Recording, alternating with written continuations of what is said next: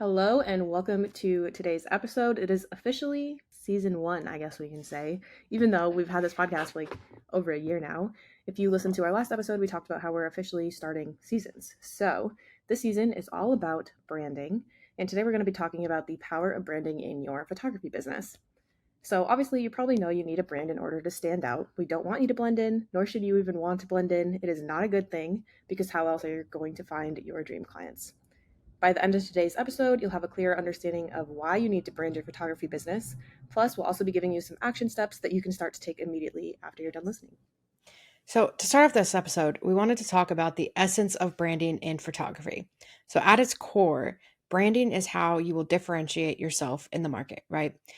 It includes all of the fun visual elements like your logos, your color palettes, but it also runs a lot deeper into your brand and business values and the emotional response it evokes from your clients.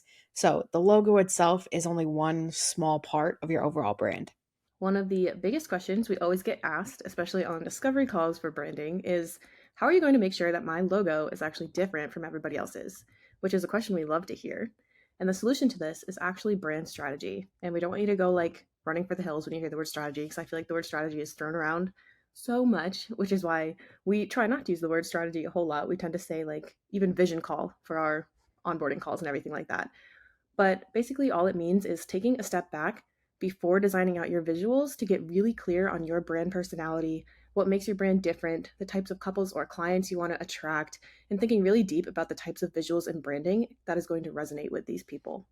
So, we do have a few questions that you can kind of ask yourself as you work through this on your own, just because we know not everyone can necessarily invest in brand strategy and brand design.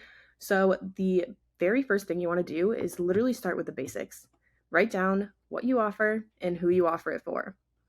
Really try to get clear on who you offer it for, which I know is super weird, but literally think about where your dream couples and clients shop. What other brands do they like?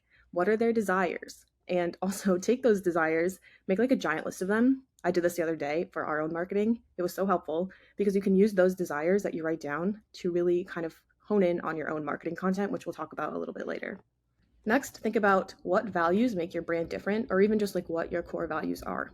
You also want to think about your brand purpose and your brand vision. So when it comes to your brand vision, try to think about where you want to be 3 years from now, 5 years from now, and even 10 years from now, which is really weird to think about. And obviously, your brand vision will probably change over time, but it's good to kind of have that as a starting point.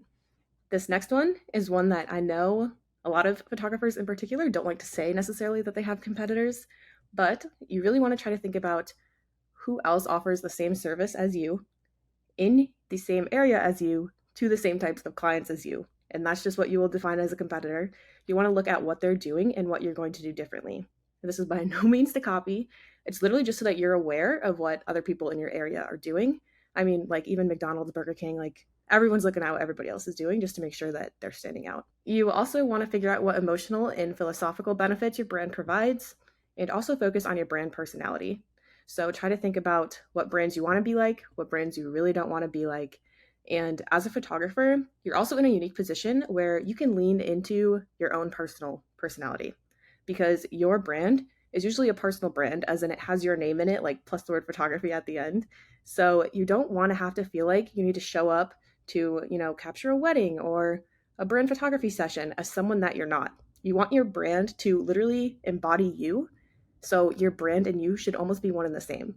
Make sure that your brand is a reflection of you, though, just as much as it is a reflection of what your clients would be attracted to in marketing. So now that we've talked a little bit about the essence of your brand and everything like that, let's talk about actually crafting your brand identity. So every part of your brand is going to have a function, and every part is just as important as the next. So there's a ton of power in your primary logo. This is going to be the main logo that people are going to associate your brand with. It should be something that connects with your brand and matches your vibe. So if you have a bold and colorful photography style, primary logo that's, a thin script font or something like that isn't necessarily going to match, and it's going to feel off. There's also power in your alternate logos and your brand marks. So yes, your brand should have more than just a primary logo. You should have other logos, other brand marks, submarks, icons, anything like that you can use throughout your brand as well. There's a few reasons why you actually want this. Sometimes it's because you've already used your primary logo in a spot where you would want a logo. So you don't want to keep using the same thing over and over and over. Sometimes there's no room for it. So especially if you have a longer name and your name is, if we take KP's, Christiana P Track Photography is a long name. So if we're putting that on a horizontal logo, that's going to take up a ton of room. So maybe we have a secondary logo that stacks, or maybe we have one that just says like a KPP or something like that so that it's smaller. We can put it in different areas and kind of use it differently. And sometimes you just need a little mark. So brand marks, icons are great ways to represent your brand on things like social media or as little icons throughout the site, anything like that. So having these extra elements is great for your brand. There's so many uses for them. You can use them across so many platforms, and it really adds so much depth to your brand. There's also a ton of power in your colors. So your colors play a major role in your brand presence, especially when it comes to your website. The right colors can really elevate your brand, and the wrong ones can just sink it. So, especially as a photographer, you want to make sure that your colors match the style of photos that you take. This is going to help create a cohesive brand presence that's going to make your business stand out and feel way more professional. So, when I say make sure that you have colors to match the style of your photos that you take, if you take very, let's say, bold and colorful photos, so you like to have a lot of bright colors, you like to have a lot of color pops, everything like that. If you have a brand that is the whole color palette is pastels, that's going to feel really disconnected from the photos that you take. And it's not necessarily going to look great on the site next to all of those bold colors. So, a great way to do this is even just pulling colors from your photos. That is a great step. We'll talk about that in a second, but you want to make sure that they kind of match. And finally, there is power in your fonts. So, your fonts can help set the tone of your kind of visual presence at a whole and can quickly and easily show the vibe of your brand. So, let's say you have a photography style that is very edgy and maybe a little bit retro. A font that is reminiscent of rock and roll with more squared edges is going to match that perfectly. Or if you have a very like bright and bubbly photography style, something a bit more fun, maybe rounded, maybe it has fun little glyphs or something like that, that's going to work really well. But you want to make sure that it's suited for your specific photography style. And when people see it, they're like, oh, okay, these are the types of photos I'm going to get. I'm going to get something really, bright and bubbly and true to life, or I'm going to get, that cool rocker edge that maybe has a little bit of texture on the photos or is a little bit darker or something like that. So you want to make sure that whatever it is, it matches it. So when people see your fonts, they see your colors, they see your logos, they can instantly get an idea of your photography style and who they're going to be working with. And again, kind of going off of that, every single one of those pieces is super important alone, but together they really help to create like your entire brand. And if you are at a point where you can't invest just yet, our number one tip is literally to create brand colors that are going to complement your work as a photographer. So, literally sit down, make a mood board of your work, and pick colors from that mood board so that your work stands out. This was like a huge trend a few years ago, even on Instagram, where you would like, screenshot your Instagram feed and then go through and like find the main color in each of those. Like something like that would literally work perfectly for your brand color palette until you're able to invest. For your fonts, just pick clean and clear fonts. That's our best piece of advice. Don't pick ones that are like, super over the top, that are hard to read or anything like that, because then people are going to exit your website. So, we always recommend finding a paid heading font that matches your brand aesthetic, just because that's the main font that people are going to pay attention to. One of our favorite places to find fonts is My Fonts. There's also Creative Market. Those are two really great ones. You can also check out Typewolf if you're looking for any like brand font inspiration. I love going on there. And then just use Google Fonts for like your body copy font and your button font. You'll also want to create a very clean logo. So avoid those photographer cliches like having a lens or a little literal camera in your logo. We've seen that so many times before. And also like florals. I feel like so many photographers use florals. So just try to find something that isn't overused and will help you stand out. So once your brand is solidified, you're going to want to use your marketing to reinforce your brand messaging and visuals. So what this means is, using your color in occasional text-based posts or even on like your reels covers. So one thing we always see photographers do is use, photos of their couples for everything, like including educational reels. Feel free to like make some fun branded reel covers because these are really going to stand out on your feed and also just again reinforce your brand. It's also going to help you show your personality and educate a little bit more in your content. You're also going to want to utilize your brand personality in your messaging. So, if you're really spontaneous and extroverted and funky and fun, then show that. If you're sophisticated and want to be seen as an expert, then show that. So, show up as who you want to be portrayed as, but remember to position it so that you are attracting your dream clients in your marketing.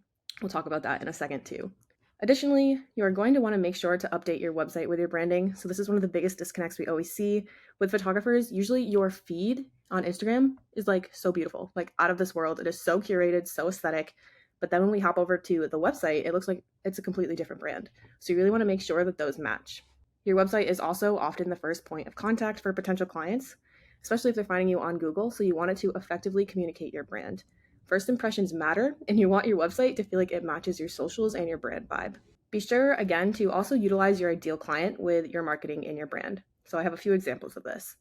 If you really want to attract luxury and higher paying clients, this could mean focusing more on the experience you offer, not necessarily selling your services, because luxury clients usually already know that they want a service, like they're ready to be sold to. They just want to know why you're the right fit. Meanwhile, if you're an elopement photographer and you really want to work with, couples who want to elope in national parks, this could mean having a fun feature, one time a week that talks about a national park and how to elope there through educating, whether that's like in Reels or a carousel post, which you could again then turn into a blog post, which we would recommend. Just really try to stick to who your brand is, and it will all start to become extremely cohesive. And again, always reinforce your brand's credibility and authenticity with testimonials if you can. These are going to be the quickest way to show that you are an authority because it's not you saying these words, it's a client. So it's that really quick social proof. So, to recap everything that we've talked about, we talked about the importance of branding in your photography business, covering all the essential elements and the questions to actually ask yourself. Then we talked about how each part of your brand identity actually works together and why you need more than just a primary logo. And then we also talked about the importance of showing up in your marketing as your brand and how to target your audience with your content. So, what do you do with this now? First thing we suggest doing is conduct a brand audit. So, do a self assessment of your brand. Review your logo, look through your website, your social media profiles, all of your marketing materials, everything like that. Are they actually attracting your dream clients? You can also look at your recent inquiries too. Creating an inquiry tracker is honestly a great way of kind of auditing your brand even throughout the year. So, seeing who's coming to you, who is the natural ones that are finding you off of Google versus the ones that are referrals, anything like that. Are there any common threads? Was there a single post that you put out that brought in a lot of traffic, and what did that say? Anything like that can give you great insights into your brand, your messaging, everything like that. Then you want to develop a brand strategy. So identify that target audience that you want to work with, define your unique selling proposition, establish your tone, your personality, and then focus on your visuals. So all of those kind of brand marks, color palettes, fonts, everything like that. And then, of course, if you need help with this, we do have a brand design only package, which is $2,500 with $500 a month payment plans. This is just a 3-week process, so it'll get you a brand that you love and that you can use and checks off all of these boxes in just 3 weeks. So it's definitely something, if you are at that point where you want it professionally done, feel free to reach out. We would love to chat about it. But if not, doing this brand audit and developing a strategy on your own is a great place to start out and will give you a brand that connects way better than if you were to just kind of sit down and put something together that is just kind of thrown together. You're not sure if it's going to work or not.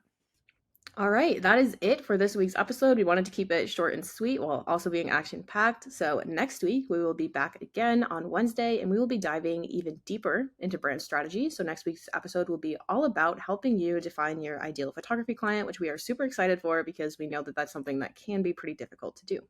We'll see you next week.